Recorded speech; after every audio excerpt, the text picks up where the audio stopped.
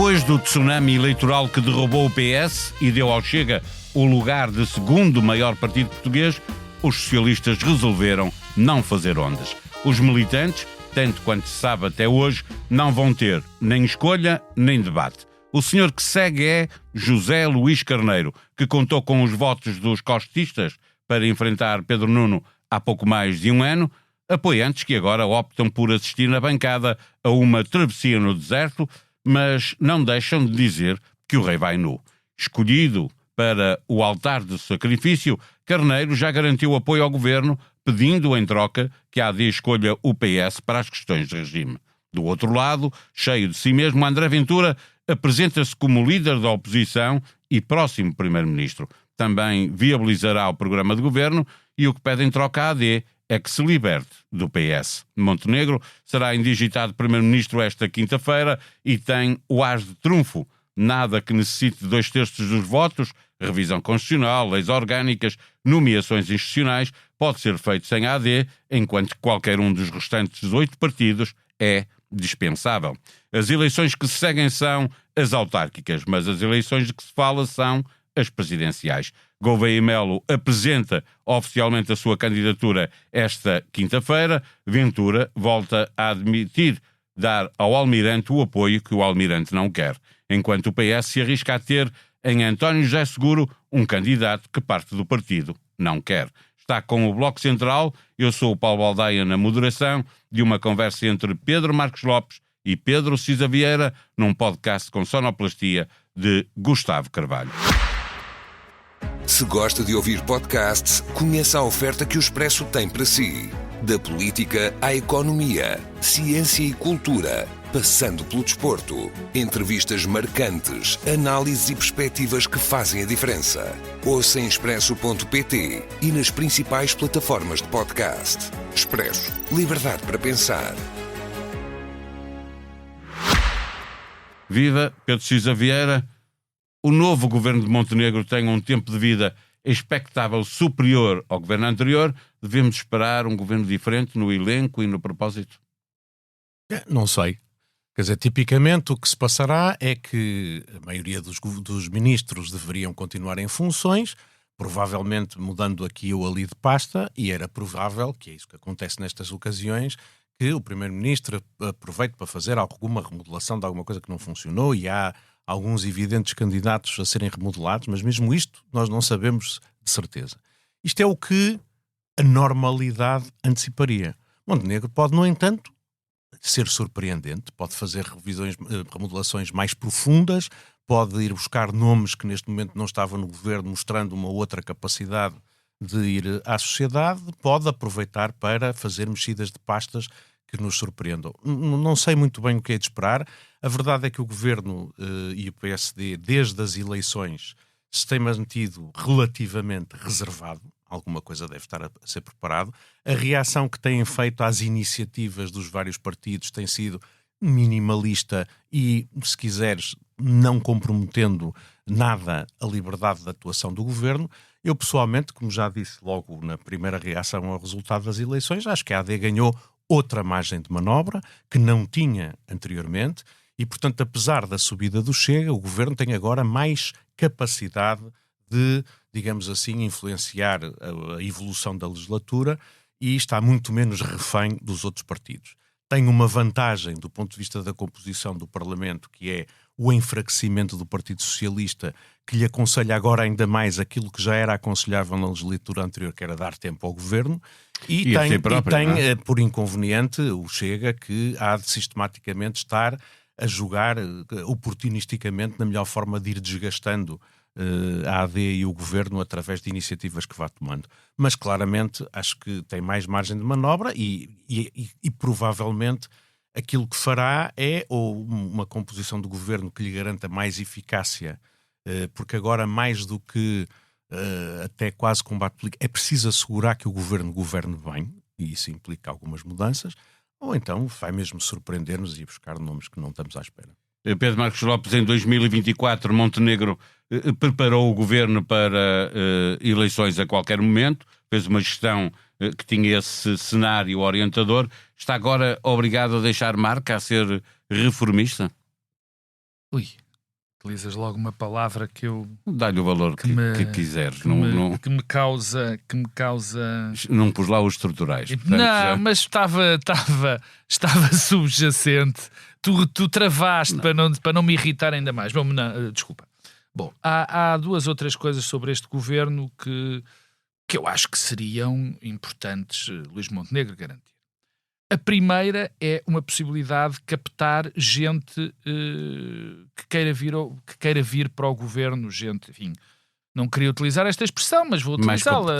Mais competente, com mais currículo, mais capaz, com mais... Mas não é mais fácil uma ideia agora de refrescamento e de capacidade de recrutamento. Não só, sim, capacidade de recrutamento, sim, mas de mais capacidade política no sentido da verdadeira política, de fazer acontecer coisas e de mudar aquilo que se julga que está mal para fazer melhorias. E isto acontece primeiro, porque este governo, por definição, por circunstâncias até legais, vai durar mais do que o anterior. Sempre. Sempre. Porque mesmo que daqui a um mês estoure um escândalo do pior que há e que Montenegro tenha que sair ou qualquer coisa do género... Só em março do próximo ano. Exatamente. Portanto, mas março do próximo ano é menos do que durou este governo. Mas o que se sabe é que o PS não... O que se sabe parece. é que mais mês, menos mês, este, por definição, durará quase sempre mais. Isto permite que muita gente seja mais recrutável do que era para este, que havia esta sensação de que duraria pouco. Aliás, essa sensação não só se concretizou, como se pressentiu quando o governo estava em funções. Porque, convenhamos, este governo andou em campanha eleitoral desde o primeiro dia até ao último, com boas razões, quer dizer, boas são as razões do governo. Eu também me lembro, eu sou suficientemente velho para me lembrar do que foi o governo de Cavaco Silva, aquele que só teve 29%, o governo de minoria. Aquilo era uma campanha eleitoral, foi um ano de campanha eleitoral também. Portanto, essa questão da capacidade de recrutamento, que eu tenho que dizer, e já aqui o disse várias vezes, que cada vez é mais estreito este recrutamento, quer dizer, cada vez é menos o Primeiro-Ministro tem capacidade para ir buscar gente boa da sociedade civil, porque não só, e aqui até vou pôr a questão de salarial até de menos importância, apesar de eu achar que tem alguma importância, mas não a vou, porque a exigência, digamos, de escrutínio da vida pública, transparência da própria vida. Eu acho que quem vai para ministro ou para secretário de Estado acha que pode ser escrutinado, mas há uma grande distância entre ser escrutinado... Nós vimos o que foi quando foi preciso escolher no governo do PS uma administração para a Caixa Geral de Depósitos. Isso foi razão suficiente para não ter. Há uma grande diferença entre escrutínio, entre transparência e pornografia e aquilo que se vai passando. Mas pronto, quer dizer, é o mundo em que vivemos. Eu espero que seja. Há duas ou três pastas que são evidentes, que vão mudar. Quer dizer, o Pedro Duarte foi-se embora, é uma parte importante. A administração interna, dado o que aconteceu, também mudará. Estou convencido que a cultura, então, é mais do que certo que vai mudar. Até se diz que vai ser novamente Secretaria de Estado e não Ministério. Acho bem, acharia isso um erro Vamos grave esperar para ver e dramático. Mas pronto, até isso pode mudar. O que eu espero é agora um governo que queira realmente governar e deixar a sua marca, como tu dizes, e não um governo de campanha eleitoral como o que tivemos este ano. Cisa Vieira, quanto à gestão política, já começamos a ver o PS a puxar o governo para o seu lado, o Chega a querer afastar o governo do lado do PS. Montenegro vai ter que escolher o lado com que vai funcionar ou vai conseguir fazer aquilo que a AD já começou a dizer que quer fazer, que é na linha do que estava a fazer em 2024, que é negociar caso a caso, vira-se para a direita, vira-se para a... Do ponto de vista do governo, o interesse é manter a maior flexibilidade possível, a maior liberdade de ação, a melhor capacidade de gerir as coisas. Portanto, eu não tenho dúvidas que para o governo dizer que fala com todos e dizer que as medidas serão discutidas no Parlamento segundo aquilo que resultar da composição é coisa que um governo pode ter. Aliás, qualquer ator político tem que ter como princípio que lhe é favorável manter o máximo possível de liberdade de atuação. Portanto, eu acho que isso faz sentido que o Governo se posicione assim. Mas agora, faz a sentido posição também do que Governo... a oposição faça o que está a fazer, sim, não é? Claro que sim, obviamente. Pressionar a ser o parceiro escolhido. Mal estávamos. Obviamente. André Ventura tem todo o interesse em comprometer o Governo, porque vai dizer que se o Governo fizer um entendimento qualquer com o PS ou uma medida que seja aprovada com o PS, ou se recusar a aprovar uma medida do Chega usando os votos do Partido Socialista, vai dizer que ele sim é o líder da oposição e o Governo está refém dos socialistas e da esquerda. Isso Já começou a dizer que o PS vai ser muleta. Vamos ouvir isso imensas vezes ao longo do tempo, tal como o Partido Socialista há de querer dizer ao Governo: eu ofereço-vos estabilidade governativa para a legislatura, desde que vocês, quer dizer, aquilo que eu disse aqui a seguir às eleições, o próprio José Luís Carneiro já anda a dizer claramente, a dizer sim, desde que não haja mexidas nas leis do regime sem a participação do Partido Socialista. E repara que isto é muito mais inteligente e flexível do que dizer não há revisão constitucional com o Chega, ou não há qualquer entendimento com o Chega. É dizer assim, não pode haver qualquer coisa sem o Partido Socialista e esperar-se do Partido Socialista uma viabilização permanente da continuidade do governo. Portanto, acho que cada um está a fazer o seu papel. O que me parece também é que, pelo menos do lado do Partido Socialista, e os incentivos para o lado do governo estão para que se comportem mais racionalmente em benefício de uma continuidade da legislatura. Os protagonistas e, digamos assim, as circunstâncias apontam mais nesse sentido do que no outro e, portanto, eu acho que temos um horizonte de governação maior do que aquele que eu próprio achava que tinha o anterior governo possibilidade. Pedro Marcos Lopes, não há aqui um risco de ser preso por ter cão ou preso por não ter? Se deixa o Chega na oposição sozinho, faz crescer o Chega. Se chama o Chega para o arco da governação, dá-se importância ao Chega. Paulo, eu acho que isto vai rodar entre três eixos. O primeiro é na estratégia. O primeiro que eu quero abordar é a estratégia do Chega.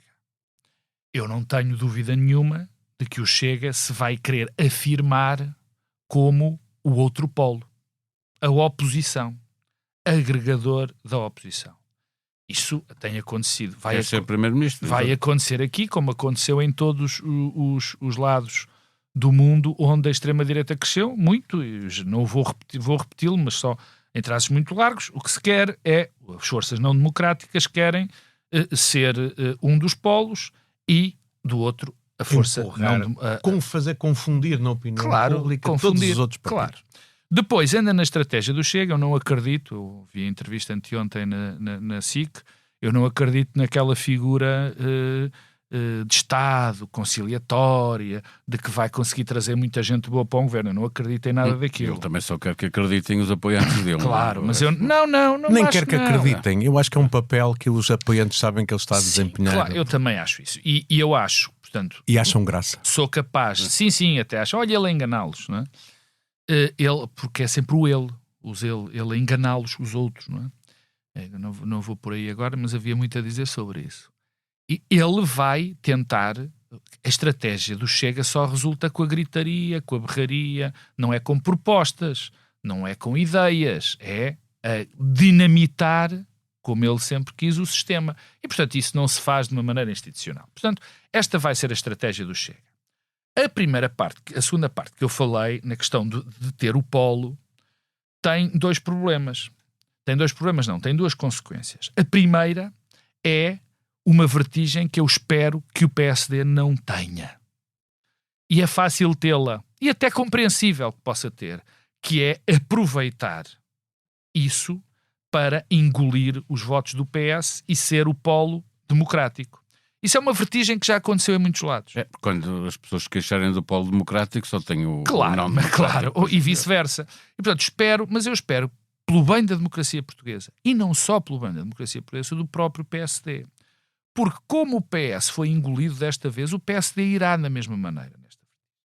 Ao PS há um papel muito complicado, que é aquele que tu acabaste, no fundo, por enunciar. Se, por um lado, é-lhe obrigatório colaborar na democracia, colaborar na governação do PSD, para que o PSD não caia nas mãos da extrema-direita, que a extrema-direita também não quer que eles caiam, verdade seja dito. Só quer que caiam quando lhes convier. Só quer que caiam quando lhes convier, exatamente. Portanto, não quer neste momento, mas o PS tem que auxiliar, comprometer-se com determinadas coisas, mas também não pode, como eu já ouvi algumas vezes ficar em pousio. O PS tem que fazer reflexões e tudo mais, mas não pode ficar em pousio. Já vamos à vida interna. Claro, não, mas eu não estou a falar da vida interna. Tem que, já lá vou e tenho muitas coisas para dizer sobre a vida interna do PS, mas tem que fazer essa oposição. E, portanto, é um papel bastante complicado. Há uma coisa que corre a favor do PS, a única. Aliás, o Cisa Vieira já aqui disse a semana passada, e também não é menorizar a opinião do Pedro, mas é verdade, quer dizer, neste momento o PSD não precisa do PS para nada para aprovar as coisas. O PS pode votar contra aquilo que ele quiser, porque o PSD sozinho tem mais do que o PS e que a esquerda juntos. Se o Chega se abstiver, não é? Claro, mas quem vai sempre decidir vai ser o Chega. Isso não há dúvida nenhuma. Não é necessariamente assim. Se o Chega fizer uma proposta de alteração, ou se o quer dizer, já vamos ver isso, por exemplo, na revisão constitucional. Não, isso é uma coisa diferente, porque a geometria aí é diferente. Sim, a geometria daquilo que exige a maioria dos deputados na Assembleia, seja uma maioria relativa porque há abstenções, seja uma maioria absoluta porque há votos expressos, é uma geometria diferente daquela que ocorre quando há necessidade de votar a 2/3. 2/3 é sempre preciso um terceiro partido, já não há dois a fazê-lo, mas significa que à direita pode existir. Chega, AD, Chega e Iniciativa Liberal. Pronto, mas o que eu estou a dizer é, para a governação, essas coisas não são necessárias.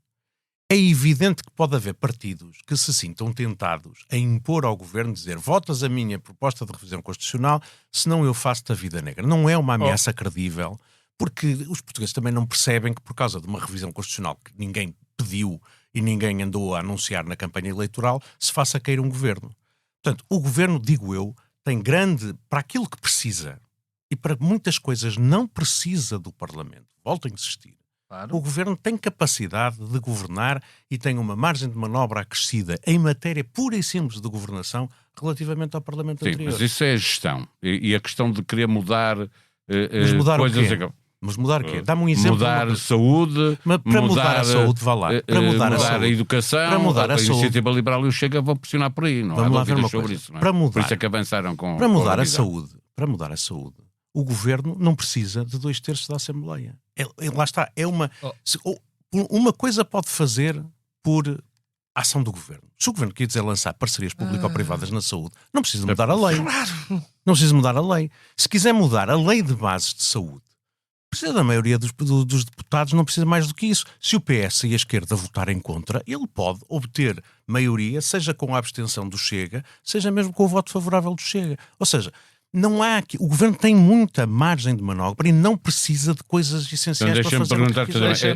Deixa-me dizer uma coisa. O governo que passou. Se acreditam ou não que vai haver revisão constitucional. Deixa-me só dar-te um exemplo. O governo vai concretizar alguma coisa. O governo que agora cessou funções foi o governo que aprovou unidades de saúde familiar tipo C totalmente do setor privado. Portanto, o governo tem muita capacidade de fazer coisas para a qual não precisa do Parlamento. E dentro do Parlamento tem agora muito mais margem de manobra do que tinha antes. Por isso é que eu sempre achei que o Partido Socialista não devia ter desperdiçado a circunstância em que se encontrava. Que era um governo que não podia fazer nada que o PS não quisesse. Agora olha. É muito engraçado, num daqueles 350 mil projetos, manifestos, um dos 350 mil manifestos para as reformas estruturais do Estado aconteceu a semana passada. Exatamente. Agora um novo. Ninguém ligou muito porque são tantos que as pessoas atropelam. E é muito interessante a primeira frase desse manifesto. Aliás, ele é feito por pessoas claramente de direita, algumas que eu tenho enorme respeito e até sou amigo, mas tem uma frase que diz tudo. É muito na linha do que Pedro Passos Coelho disse em campanha. Diz tudo, quer dizer, como há uma maioria que permite umas reformas estruturais, E a tal maioria não é uma maioria com certeza com aquelas pessoas, não é uma maioria com certeza com aquelas pessoas entre o PS e o PSD, porque essa já existia. É uma maioria entre o PSD Iniciativa Liberal e até à direita e lá da está. Iniciativa Liberal. E porquê é que eu trago essa... Mas essa maioria existe, convém levar a sério, não é? Sim, claro que sim. E é legítima. Porquê é que eu trouxe esse manifesto? Porque lá está clara o quanto o meu amigo Francisco Mendes da Silva tem razão. Francisco Mendes da Silva tem uma frase que eu acho particularmente feliz. Diz ele que a revisão constitucional é a doença infantil da direita portuguesa. E é uma infantilidade. Porque nada, por exemplo, naquele manifesto ou em qualquer outro lugar da Constituição impede as reformas que supostamente, as mudanças que supostamente as pessoas querem, ou os partidos querem, até o Chega quer. Nada na Constituição impede. Portanto, estamos a gastar tempo, não é aqui nós, mas está-se a gastar tempo. Em termos políticos, a falar da revisão constitucional é uma patetice. Porque não interessa, porque não faz sentido. Mesmo, olha, o Pedro já falou das PPPs. Da saúde. Eu posso falar de educação. Em quase tudo. Há uns aspectos em termos da justiça que eu poderia discutir, mas não são esses que estão em causa. Aliás, o Chega fala é de castração química e prisão perpétua. Mas a Iniciativa Liberal não. E a questão da reforma do Estado não é exatamente... Não tem exatamente a ver com a revisão constitucional. Não. A iniciativa... Não, vou-te dar algum exemplo de uma coisa que precisa de alteração da Constituição. Eu não estava a falar já da revisão constitucional, mas uma coisa que precisa de revisão constitucional. Se, por exemplo, se quiser acabar com a obrigatoriedade de haver uma cobertura por uma rede pública dos níveis de escolaridade no país, tem que haver uma revisão constitucional. A Constituição, de alguma maneira, ao impor que haja escolas para a população que sejam escolas do Estado, impede o Estado de dizer assim, por exemplo, aqui vai ser uma escola privada que vai fazer a cobertura e o Estado paga-lhe. Mas a questão... Mas deixa-me só dizer... A questão é que a alteração constitucional força um caminho. Mas deixa-me só dizer já vais, Pedro, o governo de Passos Coelho teve maioria, teve condições únicas para fazer essas alterações e não as quis fazer. Claro que não. Não as quis fazer porque percebe que são coisas que muito facilmente levantam resistências de setores importantes da população e, portanto, não esteve disponível para fazer isso. Aliás, mudanças que tentou fazer, que não precisavam de revisão constitucional, como aumentar a TSU, como reduzir a TSU e aumentar a contribuição para a segurança social dos trabalhadores, teve uma resistência tal que o governo recuou. Ou seja, não... Sim, mas isso não é uma reforma de Estado, nem é... Mas Paulo Balé, volto a perguntar, o que é reforma... Era uma mudança brutal. Então, mas é a mesma coisa, Pedro. O que é uma reforma do Estado? É, por exemplo, saber qual é o peso que o Estado deve ter em cada um dos setores e qual é a obrigatoriedade de ser o Estado ou poder ser o privado. Exemplo na saúde. Se já disse. O Estado, se quiser... Empurras, faz a revisão. Não precisas de revisão. O Estado, se quiser fazer PPPs na saúde, se quiser fazer convenções com prestadores de serviço privado, como existem desde sempre, ou seja, pessoas que são utentes do Serviço de Saúde, do Serviço Nacional de Saúde, e que as expensas do Estado vão receber tratamentos em clínicas, de análises clínicas... A questão não é só de já ser possível, é possível, mas se fizeres alterações na Constituição, vais estar a pressionar para que isso aconteça de facto. Porquê? Mas isso não é verdade. Eu vou-te dizer uma coisa, Paulo, que é o seguinte. O meu entendimento, mas isto pode ser, é assim, a quem interessa fazer um debate de revisão constitucional sobre essas coisas, que são coisas de cavar trincheiras, de fazer polémica política à volta de assuntos que não são estritamente necessários para a governação, que não são estritamente necessários para fazer essas mudanças. Extremos à esquerda só e à interessa direita. aos extremos à esquerda e à direita. Não há extremos à esquerda. Não há extremos à esquerda. Esses desapareceram. Está bem. Portanto, o que estou a dizer, neste momento, quem nos interessa para marcar a fronteira é a Iniciativa Liberal para dizer nós somos diferentes do governo porque nós queremos isto e aquilo. E o governo, se quiser fazer as coisas que a Iniciativa Liberal propõe, não precisa para nada de revisão constitucional. Ou então chega para coisas como a prisão perpétua, a questão da castração química nas escolas, etc. Todas essas coisas é que interessam a eles. para o Governo governar e fazer tudo aquilo que se propõe fazer, não precisa de revisão constitucional. Também não acreditas... Também estou Pedro cá Marcos hoje, Exatamente. hoje também cá estou. Estavas a falar quando o Pedro Cisa Vieira... Não, interrompeu de uma forma selvática. De uma forma selvática. Eu, muito francamente, acho esta discussão da revisão constitucional absolutamente espúria. Espúria porque... Então não vai haver, a questão porque é essa. não, É que se para for já, haver, convém para já, a que gente discute. Se não iniciativa, acreditam que pode vai haver iniciativa. Não há revisão nenhuma. Se a AD não quiser, se o PSD não quiser. Certo. Acabou. É que não se faz E mesmo... e o PSD? O PSD tem mais de um terço dos votos. Significa que não há revisão constitucional. E o PSD, evidentemente que não vai querer, por muitas razões. Uma das razões sérias e outras outras razões táticas, digamos assim. As sérias é que, em termos ideológicos, o PSD, tenha a direção que quiser, a não ser que perca tudo a cabeça, está muito mais próximo, em termos das convicções ideológicas do PS, do que alguma vez estará do Chega e da Iniciativa Liberal. Mas isto em termos é o que diz o Chega. concretos. Mas é verdade. Em segundo lugar, o Governo, também convém dizer, as pessoas que já falaram do Governo desprezaram completamente este assunto. Eu já vi o Pedro Duarte, já vi o Paulo Rangel a dizerem isto. Em terceiro lugar, não havia nada que conviesse menos ao PSD em termos táticos do que abrir Tinha este que fazer fosso. uma opção, não é? Porque pode sempre negociar com todos e depois no fim não há revisão nenhuma. Porque aí o PS, nesse caso concreto, o PS até, entre aspas, bateria palmas. Não em termos dos valores, porque não ia gostar que isso acontecesse, mas bateria palmas, porque aí a imagem para o PS seria facílimo vender a ideia, olha, o PSD está do lado do Chega. E era facílimo vender isto. Não havia nada mais. O PSD vai fazer uma revisão constitucional. Com quem? Com o Chega. O Chega Bastava. Não tem que ser que Chega com todos. Não, a prova é... não, Paulo. Não, porque o PS não alinharia. Jamais alinharia. O PS diria assim. O PS, o que eu me interpretei das palavras de Zé Luís Carneiro, e acho que isso ficou claro e bem, é dizer, bom, a gente entende-se. Há coisas em que não mexemos. Vocês, se quiserem fazer uma revisão constitucional, fazem connosco. Porque se vocês meterem alguém no barco que não seja connosco, a gente não faz. Se necessariamente é assim. Há coisas que têm que aprovar. Não sei se é necessariamente assim. Há mudanças.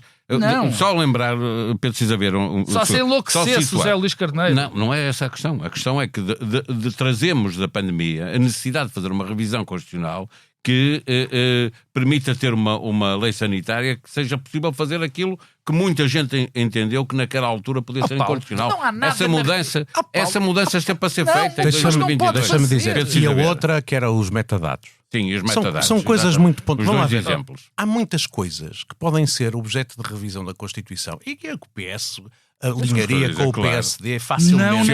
O grande problema é que se inicia um processo de revisão constitucional, vão aparecer outras coisas que vão dividir... Mas isso vai aparecer, isto não há volta a dar. Não, o processo vai ser iniciado. Pronto, o que eu estou a dizer é o processo... Que a Iniciativa Liberal vai iniciar já o processo. morre no dia seguinte. Deixa-me só dizer, já se iniciaram processos de revisão constitucional que não concluíram, vários, 8 até, os últimos 8 não se concluíram nenhum. Precisamente por causa disto.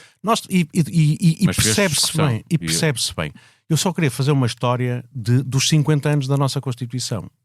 Nós tivemos, na verdade, duas grandes revisões constitucionais.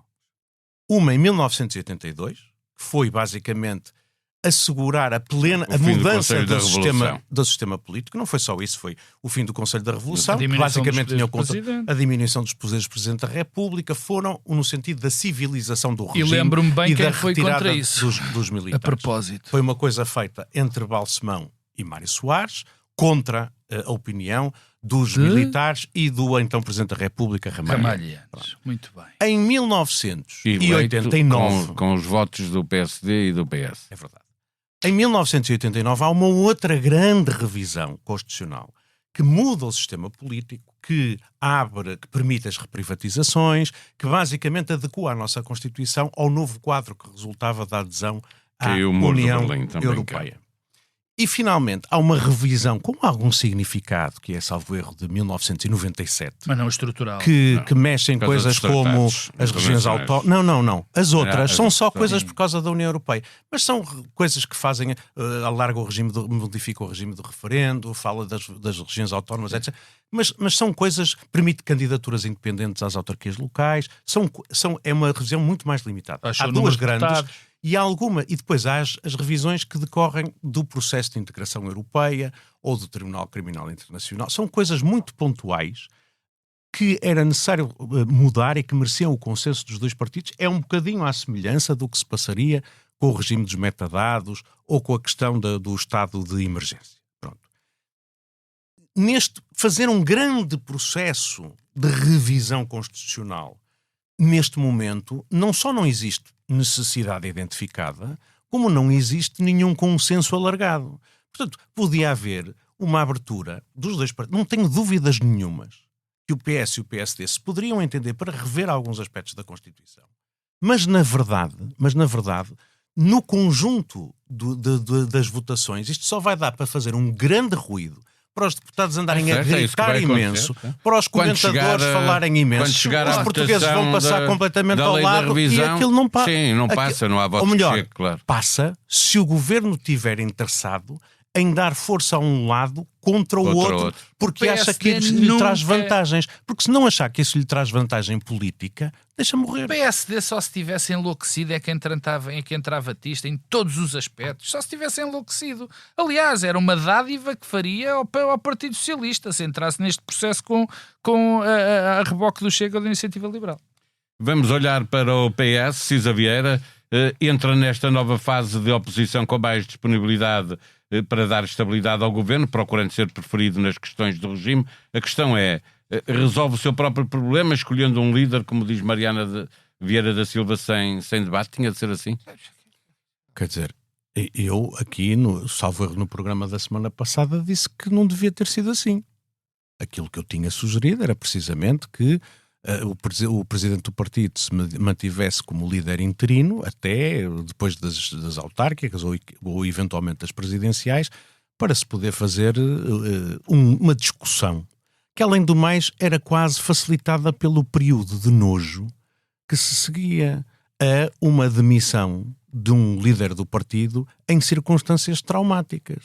A verdade é que o partido que estava atrás do Pedro Nuno Santos agora põe-se todo, ou em grande medida, atrás do novo líder e aceita uma inversão muito significativa de linha política, de posições, etc. E não há discussão de fundo. Parece que basta escolher o líder que diz isto para que a linha programática e política do partido... Há uma parte do Partido Socialista que alinha com isso, ou seja, não vai a jogo. Aqueles que estiveram com José Luís Carneiro contra Pedro Nuno Santos há um ano e tal, agora poderiam ter uma linha diferenciadora em relação a José Luís Carneiro, preferem não ir, não é? Também há uma responsabilidade de quem escala. Eu até admito o contrário, que os 37%, ou vá lá, que não sejam todos, que apoiaram o José Luís Carneiro, neste momento faria sentido que estivessem ao lado dele. O que eu acho muitos deles eram costistas, um deles era Fernando Medina, por exemplo. O que eu acho que é muito interessante são os 60 e tal % que votaram no Pedro Nuno Santos contra o José Luís Carneiro, que já na altura dizia isto, agora tão afoitamente se vão pôr ao lado do José Luís Carneiro, que diz exatamente o contrário. Eu, aliás, vi coisas... Como é que nós sabemos, deixamos só perguntar-te, como é que nós sabemos isso se não vai haver disputa eleitoral nenhuma? Como é que sabemos que essas pessoas não votariam noutro candidato se houvesse outro candidato? Vou-te dar um exemplo. Nós soubemos, por uma fuga de informação que eu até achei bastante deselegante, que aparentemente no grupo parlamentar e na direção do partido, Pedro Nuno Santos ficou isolado para votar a rejeição da moção de confiança. Pelos vistos, ninguém estava ao lado dele. Não diz nada sobre o futuro do PS, diz só sobre aquilo que aconteceu no passado. Pronto, o que estou a dizer é o seguinte. Eu acharia interessante que perante as circunstâncias pudesse haver uma discussão sobre, então, o que é este partido? O que é que este partido significa? O que é que este partido simboliza? Para além de dizer, vamos deixar há de governar e vamos exigir que não ostracize o Partido Socialista em matérias de regime. Pronto, porque é uma coisa que eu já disse aqui e que acho Seria muito melhor para o partido ter uma discussão, por mais profunda que fosse, e mesmo que fizesse ferida, que se regenerasse, do que ter esta paz podre, ou não? Eu não sei se é paz podre, repara. Aliás, tu próprio dizes, não há disputa da liderança, não há nada. Que diz Mariana, ouço que diz Mariana Vieira da Silva. Mas eu não sei quantas pessoas representam. Perguntar não ofende, e percebo que eu não sei está tudo menos convencido. Eu não sei quantas pessoas é que aquela voz da Mariana Vieira da Silva representa no Partido Socialista. Não sei, porque não vai haver disputa, nem vai haver. Mas vai haver uma eleição para a liderança sem ter havido um congresso e sem ter havido discussão política. Eu não sei se a Mariana Vieira da Silva está sozinha ou com mais 3 ou 4 amigos, ou se em nome de representa qualquer mais partido gente. Para mim, o que da mais democracia, espero que não esteja sozinho. Para mim, o que mais me espanta são os 60% de pessoas que estiveram ao lado do Pedro Nuno Santos e que eu quero ver quantos votos vai ter o José Luís Carneiro nesta Mas para já está sozinho. Achei muito interessante. Pedro Marcos Lopes. Terminaste? Pedro Marcos Lopes. Já agora, lembrar que tu no episódio anterior defendias, ao contrário, defendias que se devia escolher quanto antes o líder. Claro. Mas estavas à espera que fosse assim, que tipo, escolheres, não é escolha nenhuma, não é? Não. Quando só tens um candidato. Deixa-me começar pela pergunta que tu fizeste. Eu acho absolutamente, assisti com algum espanto, ouvi com algum espanto o podcast do meu amigo Daniel Oliveira ao perguntar com ofende na entrevista com a Mariana, porque a Mariana Vieira da Silva diz que não vai haver debate. Não há debate no Partido Socialista porque a Mariana e o Fernando Medina e o Duarte Cordeiro e as pessoas que supostamente eram os candidatos a líder do Partido Socialista não quiseram. Porque, que eu saiba, até dia 12 de junho, que sei muito bem, até 12 de junho são admitidas candidaturas a secretário-geral do PS. Mas eu tenho a certeza absoluta que não haveria qualquer impedimento, nem da parte de ninguém, de se adiar por mais 15 dias que fosse as eleições do Partido Socialista. Portanto, quer dizer, eu acho isto absolutamente notável. Quer dizer, uma pessoa vir-se queixar que não vai haver debate, porque só há um candidato, e depois não se candidatar, sendo uma das pessoas, lamento, mas a Mariana Vieira da Silva, como toda a gente, não sou eu que invento, não é? Ou o Fernando Medina, são pessoas que estavam, pelo menos, interessadas em serem líderes. Os dois disseram que estavam a ponderar. Claro, em apresentar-se. Portanto, chegaram a estar na linha de... O que é terrível para o Partido Socialista, não é só o facto de haver só um candidato. Isso já é mau. E também não é apenas não haver debate. É nós ficarmos com a sensação, os que estamos de fora, neste caso somos os 3. Vamos tentar adivinhar que é um líder transitório? Não, já pior. São muitas coisas. É pior. É nós ficarmos com a sensação que estas pessoas que supostamente não concordam com Zé Luís Carneiro e que teoricamente não, porque parece-me claro, Mariana também foi clara que não concorda com muitas coisas. Estas pessoas não se candidataram porque lhes pareceu que iam perder. Isto é que é gravíssimo. Dentro de um partido... Aliás, uma das razões de alguma doença do nosso sistema é as pessoas olharem para os partidos e dizerem que aquilo são máquinas de poder e não máquinas de propor políticas e de implementar políticas. E o que nós ficamos a saber é que Fernando Medina e a Mariana Vieira da Silva não se candidataram porque achavam que iam perder. Pior. Ainda pode ser pior. Imagina. Tudo junto já é muito mal. Há uma questão que se diz as eleições autárquicas.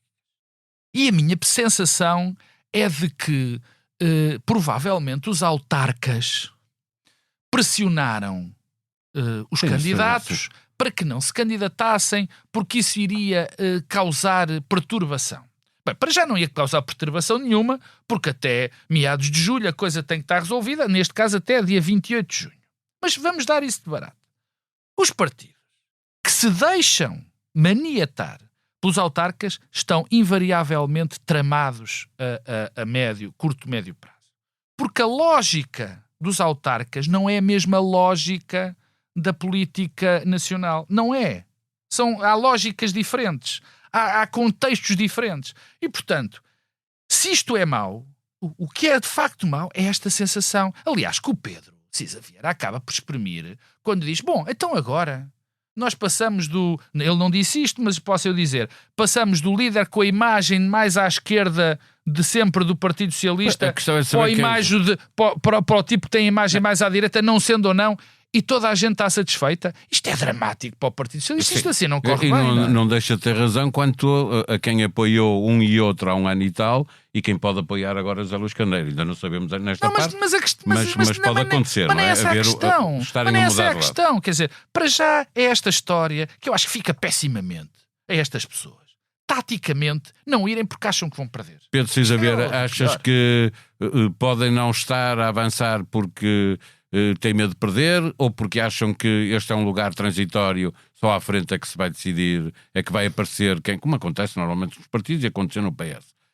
Houve várias vezes candidatos, e no PSD igual, candidatos que eram apenas de transição e depois apareceram mais. Estás a falar de líderes de transição, sim, ou seja, da ideia de que o ciclo político é de tal ordem que aquele que for agora líder não chega lá, acaba por ser um líder para queimar. Eu acho que estas lógicas, como o próprio Pedro Nuno Santos demonstrou, podem falhar. O Pedro Nuno Santos, quando se candidatou, também diziam que ia ser um líder de transição, e ele não resistiu. Se calhar, olha, foi uma das razões porque ele se precipitou para eleições, porque percebeu que se durasse também não ia longe. Mas eu acho que, para mim, o tema não é... O tema mais interessante é mesmo este, que é assim. Pensa, por exemplo, no Partido Trabalhista Britânico, que teve um líder que era um líder muito à esquerda, não era tão à esquerda como, por exemplo, o Michael Foot tinha sido nos anos 80, mas o Jeremy Corbyn era um líder muito à esquerda. O Labour teve uma grande derrota em termos de fuga de eleitores nas eleições penúltimas, digamos assim, e aquilo que aconteceu com a escolha do Keir Starmer para ser o líder do Labour não foi só uma mudança de liderança. Foi mesmo uma mudança de as pessoas nos quadros dos partidos, os dirigentes, uma discussão muito significativa do ponto de vista programático, do ponto de vista de linha política, etc., que uns anos depois descambou numa vitória eleitoral. Os socialistas franceses... Quer dizer, foi mais, como acontece quase sempre, uma derrota dos conservadores, não é? É verdade, mas o tema todo é o seguinte. Quando tu vês que mesmo, por exemplo, no Reino Unido, estás a ter agora um crescimento muito grande do Reform Party, percebes que agora os tempos já não são aqueles de ficar quieto à espera que o poder caia no colo da oposição, resolve qualquer coisa. É preciso mesmo tu afirmares uma alternativa, afirmar-te na oposição como uma alternativa credível de governo que merece a confiança das pessoas. Para que quando o partido do governo, o governo esteja desgastado, as pessoas pensem, esta é uma alternativa que me faz lógica. Lembras-te que eu dizia, quando estava o PSD na oposição, eu dizia, deem tempo ao Luís Montenegro, porque ele precisa de se afirmar como uma alternativa credível. E se não tivesse sido parágrafo da Procuradoria-Geral da República, a história tinha sido provavelmente outra. Mas nunca saberemos. O que estou a dizer é construir uma alternativa de liderança num sistema partidário que agora funciona a 3. Já não pode ser só ficar quieto. Portanto, é mesmo necessário que o partido faça uma reflexão sobre para quem é que a gente fala. O que é a nossa linha, não só a nossa linha política está anunciada pelo José Luís Carneiro, e a nossa linha programática, o que é que a gente quer, o que é que nos distingue, para quem é que nós falamos, como é que nós recuperamos setores do eleitorado que se afastaram muito de nós, como é que nós entramos em eleitores que nunca querem sequer olhar para nós e não acham que nós falemos para eles. Esta reflexão é uma reflexão de fundo, não pode ser só o líder a fazer. Tem que ser o coletivo que é um partido. E, portanto, os franceses não fizeram isso. Os socialistas franceses viram o Macron tomar, de repente, um espaço que é o espaço do eleitorado moderado, de centro-esquerda, centro e centro-esquerda, e foram esvaziados e nunca mais recuperaram porque não fizeram a reflexão. E sabes o que é que fizeram? Aos gaulistas aconteceu o mesmo. É o que eu estou a dizer. Ou seja, os partidos centrais tradicionais que se deixam pura e simplesmente ficar à espera, acontece-lhes isso. É que Não vão convencer o eleitorado de que eles podem ser a próxima coisa, não vão suscitar uma coisa que é necessária para ganhar eleições, que é ter uma linguagem aspiracional. O que é que eu estou a oferecer aos eleitores? O que é que os eleitores podem esperar da minha governação? E eu acho que isso, quer dizer, vai demorar tempo. Não estou a dizer, vamos lá ver, eu sou um admirador do José Luís Carneiro e acho que ele é muito trabalhador, e sendo o oposto do Pedro Nuno Santos, do ponto de vista de imagem pública e de respeitabilidade, provavelmente há de ter um trabalho a fazer, mas eu acho que esse trabalho só a partir da liderança não é o que era mais recomendável nesta altura. Não. Muito rapidamente, não só para te perguntar se o PS se arrisca, já para passarmos para presidenciais, que o nosso tempo está a correr, se o PS arrisca ir de facto consumado em facto consumado e ter que apoiar António José Seguro agora. Então, mas vamos entrar já nas presidenciais. Estamos a entrar já nas presidenciais. Está bem, deixa-me começar por dizer só uma frase em relação ao tema anterior, que eu não terminei. Quem acha que a lógica é o outro rapaz, o rapaz que se segue, tanto no PS como no PSD, não percebeu o sentido da história. Apesar de eu achar que a história não tem sentido, mas não percebeu pelo menos o sentido desta história. E quem achar que é só uma questão, pedindo desculpa, ele também não disse que era só a questão aspiracional, não. Eu acho que temos um problema grave de linguagem, de maneira de chegar aos eleitores. Sim, eu acho que o problema é muito... Não, o PS, o PSD, os partidos tradicionais têm uma dificuldade. Partidos novos estão a ficar com o eleitorado jovem todo. Brutal de chegar às pessoas. Não, e o problema da comunicação é dramático. Agora, há também, e não vou, senão não me calava sobre isto, há também uma questão. Tu não podes ter a ilusão que consegues passar as mensagens políticas importantes com um tweet ou com uma frase.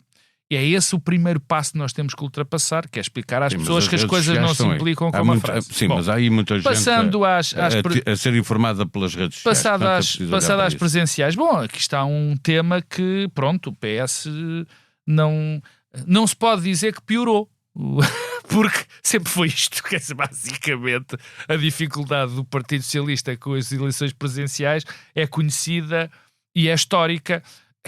Quer dizer, há dois candidatos neste momento. Já não há três, há dois, não é? Porque até hoje tínhamos André Ventura, que já sabemos que não vai ser candidato. Já lá vamos. Temos também, só o Gouveia Melo e o Marcos Mendes. E claro que vai ter de haver alguém do PS. Eu acho. Bem, nós temos uma indicação, não é? José Luís Carneiro sempre foi um segurista. Claro. Teve com ele contra António Costa. Teve com ele como António Costa e sempre foi. Contra António Costa. Se isto leva a que José Luís Carneiro apoie ou proponha António José Seguro, tenho muitas dúvidas. Há uma coisa que eu julgo saber. Se José Luís Carneiro apoiar António José Seguro, eu acho que se corre o risco muito sério de haver outra gigantesca debacle para o Partido Socialista e isso ajudar o PS no futuro a ter muitas dificuldades em recuperar desta degradação. Agora, vamos ver. Pedro Sousa Vieira, ainda há tempo para uma candidatura de António Vitorino? Isso ainda pode acontecer? Ou o PS... também se vai enfiar em mais um buraco? Pode, mas vamos lá ver. O problema que foi criado ao PS nestas eleições presidenciais foi criado porque o anterior líder anunciou que desta vez o Partido Socialista ia apoiar oficialmente um candidato da sua área política. Que é uma coisa que, sem conhecer os quadros dos candidatos, parece um bocado absurdo. O Partido Socialista quase... Basta que alguém... Bom, não há mais ninguém, vou eu e o Partido Socialista tem que o apoiar oficialmente. Pronto. Criou-se a si próprio um problema. Por acaso é um ex-líder do partido que é protocandidato. O que eu estou a dizer é... O PS, o anterior líder, melhor dizendo, criou a si próprio um problema que não existia a partir do momento em que disse isso, e António José Seguro levantou o dedo e disse, então sou eu. E aquilo que vimos é que havia Não havia dentro da direção cessante. Isto já não se levanta. Agora, o que vamos ver é se o José Luís Carneiro vai dizer: pronto, o nosso candidato, muito naturalmente, é o ex-líder, não há aqui outro, vamos embora, ou se vai haver um António Vitorino que vai levantar uma questão. Eu acho que ele vai resolver o problema das presidenciais facilmente. Agora, tem de facto um tema, que é se as presidenciais correm mal ao Partido Socialista. Ou seja, se apoia oficialmente um candidato que não passa à segunda volta, que fica em terceiro ou quarto lugar, isso só reforça uma ideia de que o Partido Socialista perdeu o contacto com o eleitorado. E, portanto, eu não sei se como também, já na coisa anterior eu tinha dito, façam um líder interido, façam discussões e não precisam de apoiar um candidato, porque isso é uma questão que não tem problema. Pronto, não vai... Se isso não acontecer, eu só acho... José Luís Carneiro com certeza apoiará. Pronto, se apoiar, vamos ver se não tem um problema. Tem que se responsabilizar pelo resultado. Gouveia e Melo, mesmo para fecharmos, antes de irmos ao Bloco Central de Interesses, Gouveia e Melo apresenta oficialmente a sua candidatura esta quinta-feira. Sério? Vai-se mesmo dia. Vai-se candidatar? Ainda não tinha, já tinha feito uma declaração que anunciava. Também não sabiam, mas eu vou-vos dizer, Marcelo vai indigitar Montenegro como primeiro-ministro. Caramba, estás a dar duas grandes novidades. É um grande jornalista. É um grande jornalista. É um grande jornalista. E agora são vocês que têm que ser grandes, como é que se diz, astrólogos ou coisa parecida com isso. Que é cada vez mais provável uma eleição à primeira volta se Isabiara. Não faço a mínima ideia. Vou-te só dizer o seguinte. É que Ventura, entretanto, já anunciou o apoio ao Almirante. Não. Quase. Pronto. Vamos lá ver. Se o André Ventura... Cresce-me a perna e a Marques Mendes. O André Ventura provavelmente não tem interesse, nesta altura, em ir disputar uma eleição presidencial que anteriormente poderia ter para fixar eleitorado, agora que tem o seu eleitorado nos 23%, se calhar não lhe interessa ir disputar eleições e deixa isto para outros e tenta colar-se àquele que acha que vai ser Presidente da República. Já tinha tentado fazer uma vez. Na verdade, o que isso faz é abrir espaço para outros candidatos. Ou seja, se tivéssemos André Ventura, muito provavelmente havia menos espaço para um candidato como o Marques Mendes. Agora, quer dizer, se de facto André Ventura não aparece e se cola ao Almirante, claramente abre espaço para outros candidatos e o Dr. Marques Mendes deve estar neste momento mais satisfeito. Pedro se for como tu dizes. Não, eu só estou a ouvir bem informado. Em Chega. Não, em Gouveia e Melo. Mas o Gouveia e Melo já criticou o Chega e já disse que não quer o apoio de nenhum partido. Já criticou todos os partidos. Sim, Paulo, há uma coisa que me faz pensar que há uma probabilidade de haver segunda volta. Eu sempre achei que não ia haver segunda volta. Aliás, eu sempre achei que ia haver segunda volta, que seriam as primeiras eleições onde ia existir segunda volta. E agora, a seguir às primeiras, e agora, às segundas. E agora fiquei assim, enfim, já estive mais cético sobre essa minha opinião, mas ela está a recrudescer. Porquê? Porque cada vez que Gouveia e Melo fala, ou entra mosca ou sai asneira. É uma coisa eu diria que passa-se o mesmo com André Ventura e não para de crescer. É uma coisa... Não é verdade. Não é verdade. Não. Isso está longe de ser verdade. O André Ventura faz tudo com uma lógica, com uma estratégia muito bem definida. Sempre que aparece... Não é estratégia. Ele tem o sentido da oportunidade e tem o sentido do que faz sentido politicamente. Claro, não. Ele é não é uma estratégia a longo prazo. Não é estratégia. Ele tem uma estratégia bem definida. Agora já percebemos. É ser primeiro-ministro, isso é estratégia. Isso não é estratégia, é um objetivo. Não, é uma estratégia porque se tiver umas... Mas não interessa, vamos aqui estar a discutir de estratégias e táticas, não interessa. O André Ventura sabe muito bem o que faz sempre e tem sempre uma linha, ele sabe bem onde é que está, tem uma intuição política. O Gouveia e Melo, quer dizer, quando está calado e exibe aquele porte importante e não sei o quê, corre tudo muito bem. Quando fala, e eu lembro a última vez que ele falou, porque os acontecimentos políticos agora são em catadupa, vocês lembram-se da última vez que ele falou? A última vez foi quando anunciou a candidatura, mas afinal não. Afinal, vou dizer a coisa. Afinal é só porque era uma questão do estacionário, porque não havia os convites. Aquilo é sempre um desastre. Cada vez que fala, desde que não seja escrito, isso é um desastre. Eleitores, Portanto, não é para os eleitores. Que repara uma coisa: a grande vantagem de Gouveia e Melo, a grande vantagem era a imagem dele. Ele não tinha mais nada para apresentar, senão a imagem. Uma imagem austera, uma imagem de que tinha resolvido a questão das vacinas. É falsa, mas essa é a imagem. O problema... É falsa porquê? Porque o problema das vacinas, eu se tivesse... A minha Organização opinião é que se fosse Paulo Baldaia, ou não digo Pedro Marcos Lopes, que isso teria reunidas as condições para correr mal, ou Pedro Cisa Vieira, outra pessoa qualquer, teria corrido também muito bem. Sabes que ela estava uma pessoa antes e correu mal. Não correu mal. Foi despedida porque era um político. Basicamente foi por isso que foi despedida. Não, claro que sim. Claro que estivemos sim. noutro país. Claro que não tivemos. Não tivemos. Paulo, eu não quero voltar a este tema, mas se há programa neste país que correu bem, até porque começou tarde, são os programas de vacinação. Certo. E se há estrutura que funciona bem, é essa em Portugal. Sim, mas nunca tínhamos tido necessidade de vacinar 10 milhões de portugueses. Nunca aconteceu. Eu percebi muito bem porque é que António Costa fez este disparate de ter posto um militar em vez de um político. Sabes porquê? Porque assim estava à prova de críticas. Pelo menos isso ele não ia ser criticado. Mas não interessa. Isso já passou, essa a imagem é que tu tens, o VML foi fantástico. Deixa-me só acabar, que é rápido. Rapaz, tem essa ideia. O problema é quando se tem de começar a falar das coisas. E de facto, quando ele falou das coisas, correu sempre mal. Deixa-me só dizer o seguinte, há uma vantagem que Gouveia Melo tem. Nós, como comunidade, como país, temos a noção que a última vez em que estivemos bem coletivamente, em que estivemos unidos em favor de uma coisa positiva, foi durante o período da pandemia. E os líderes políticos que protagonizaram a resposta coletiva nacional à pandemia já não estão cá. Estão de saída, um deles, já saiu e o outro está de saída. Marcelo Rebelo de Sousa também teve o seu papel. O que estou a dizer é aquele que sobrevive nesta altura, no imaginário coletivo, é Gouveia Melo. E, portanto, isso é uma vantagem que ele tem, é uma vantagem, mais do que qualquer outra coisa, é as pessoas pensarem assim, quando é que a gente viu isto? Quando é que ele estava? Quando isto correu bem? Quem é que estava à frente disto que teve uma vitória por maioria absoluta? O António Costa. Quem é que teve nisto e que teve uma vitória nas europeias? A Marta Temido. Quem é que teve mais? O Marcelo, entretanto, desgastou-se. E está continua a ser o político mais popular. Está de saída. Portanto, quem é que fica no próximo? Sobra o Gouveia Melo. Bom argumento e inédito. Estamos a fechar mais um episódio do Bloco Central.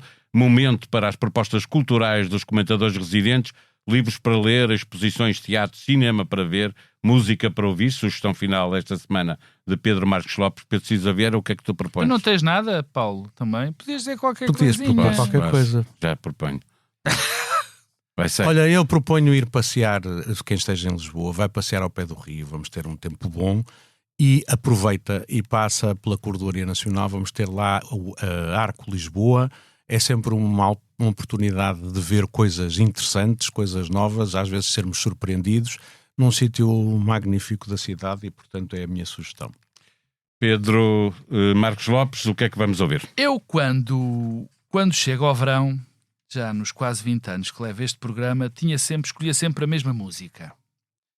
Que é uma música que me faz, que sabe a verão, que é o Estate, do João Gilberto. Que é Estate, aliás, é verão em italiano. E eu, enfim, anunciava sempre o verão com esta música. E desta vez vou fazer uma reforma estrutural e vou escolher outra. E é uma música que eu gosto mesmo muito, porque também me faz sentir verão, que é uma música de uma banda que é uma espécie de um projeto, que é o Salt. A música, já lhes vou dizer como é que se chama a música. O Salt é um coletivo musical britânico que nunca deu uma entrevista, que nunca se deu um concerto, que não há um único teledisco. Nós só sabemos que é organizado por um produtor chamado Winflow, que vai convidando várias pessoas que nem são identificadas, a esmagadora maioria das vezes, nos discos. E a música, este é de um álbum que também tem um nome bastante austero, chama-se 5, e a música chama-se Masterpiece. É uma música que também sabe muito a verão, e como disse o Cisa, agora vem aí o verão, e eu já estou todo contente, e esta como o Estate... Já estávamos com saudades. Exatamente, e a ver, era o Estate, e agora se calhar vou fazer mais 2 ou 3 anos desta, é o Masterpiece do Salt, que sabe a verão.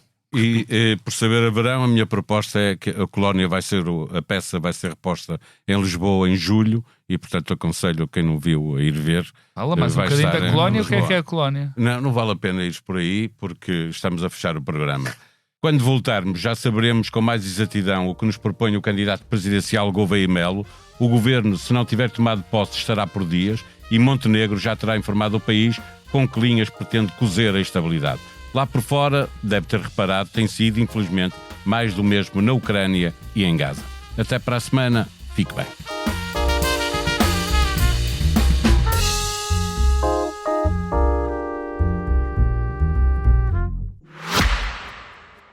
Se gosta de ouvir podcasts, conheça a oferta que o Expresso tem para si. Da política à economia, ciência e cultura, passando pelo desporto. Entrevistas marcantes, análises e perspectivas que fazem a diferença. Ouça em expresso.pt e nas principais plataformas de podcast. Expresso. Liberdade para pensar.